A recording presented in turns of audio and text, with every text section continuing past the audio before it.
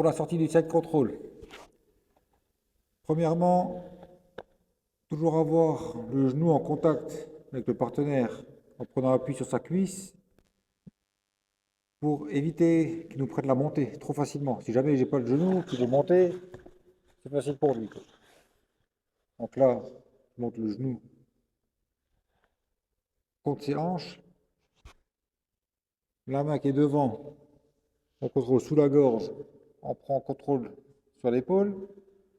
La main qui est derrière, je pousse sur la première main pour créer de l'espace et pour rentrer mon coude à l'intérieur. On va faire super gaffe à la position, on va juste se tourner. Quand on rentre le coude à l'intérieur, on ne prend pas appui avec la main sur les hanches. Si lui il roule des hanches, le poignet peut se tordre, on peut se le casser. Donc toujours avoir le contrôle avec l'avant-bras. Ça suffira amplement, la main elle reste libre pour éviter de se blesser. Donc pour sortir, une fois qu'on a les 3 points de défense qui sont en place, je vais venir pousser sur mes mains pour créer un espace, faire une langouste sur le côté pour rentrer mon genou. Ensuite, on se réaligne pour sortir de la position montée. Enfin, de la position montée, de la position side control, c'est compris. Donc là,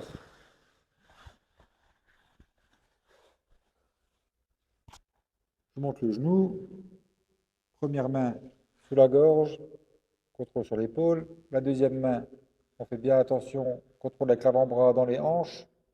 La main reste libre. On pousse, langouste, on sort. On prend un contrôle sur la hanche. On peut se mettre sur le bras pour pousser, créer la distance pour se relever. Ou le prendre en garde fermée. Deuxième option, c'est maintenant mon bras qui me sert de levier derrière. Mon partenaire, il arrive à le prendre, à le cacher en dessous. Je peux le sortir de l'autre côté. La main et le genou restent toujours en place. Et là, je vais chercher à faire un mouvement de balancier avec mes pieds en portant de ses fesses jusqu'à sa tête pour créer un mouvement d'inertie pour sortir. Pour déclencher la sortie, la main qui est en dessous, on va pousser. La main derrière, on va aller dans la direction opposée. Donc on cherche à arriver loin derrière, on pense. Une fois qu'on arrive au bout, on pousse pour prendre une position dominante. On est là encore une fois. Il a réussi à capturer ma main. Je la sors de l'autre côté. J'ai toujours mon genou et ma main pour me défendre. Je vais chercher loin derrière avec mes pieds. Je balance pour sortir. On garde le contact.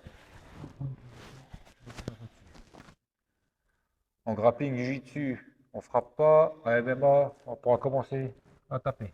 Pour la troisième option, si maintenant j'arrive pas à rentrer mon bras dans le creux de ses hanches, j'ai toujours la possibilité de joindre mes deux mains pour pousser sa tête et le faire prendre appui plus loin.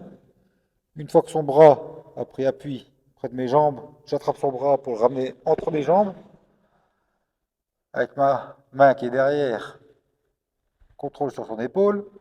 Je serre son bras avec ma tête et je pousse loin sa tête sur le côté en tournant.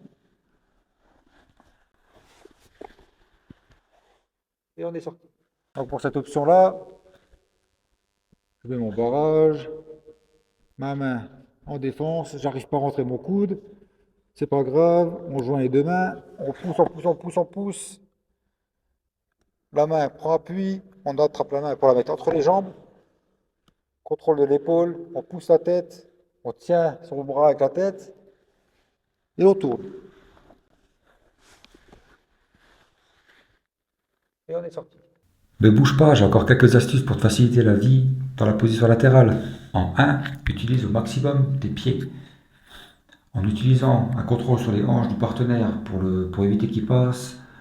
Si jamais il passe trop loin, mettre des crochets dans ses jambes pour pas qu'il prenne la position latérale, qu'il te passe pas très la garde trop facilement. Bataille au maximum avec tes pieds, place des crochets et tu verras que ta défense de garde sera bien meilleure. Numéro 2, utilise tes mains. Par exemple, lorsque ton partenaire te passe la garde, garde un contrôle sur le genou qui doit venir s'installer à côté de ta tête en position latérale. Si ce genou-là n'arrive pas à se positionner près de ta tête, il ne pourra pas prendre la position latérale et donc tu subiras beaucoup moins la pression. En kimono, tu peux saisir le pantalon au niveau du genou pour maintenir une pression. En grappling, en MMA, avec ta main, ça suffira. Le contrôle sera plus compliqué à garder, mais c'est possible. Si ton partenaire n'arrivera pas à s'installer en position latérale, il ne pourra pas mettre de pression.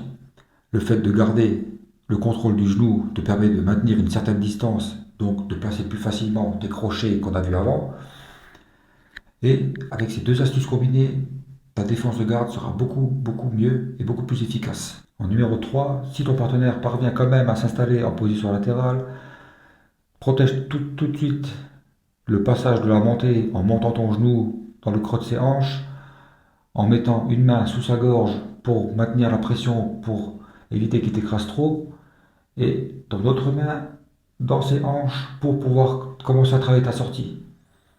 Lorsqu'on débute, on a souvent trop tendance à négliger la défense du passage de garde, à laisser le partenaire s'installer pour ensuite galérer à sortir. Donc, avant de le laisser s'installer, utilise les deux premières astuces, défends au maximum le passage de garde pour éviter au maximum que ton partenaire puisse s'installer en position latérale. Avec ces trois astuces-là, tu devrais mieux t'en sortir en combat. J'espère que ça te sera utile. À la prochaine. Ous!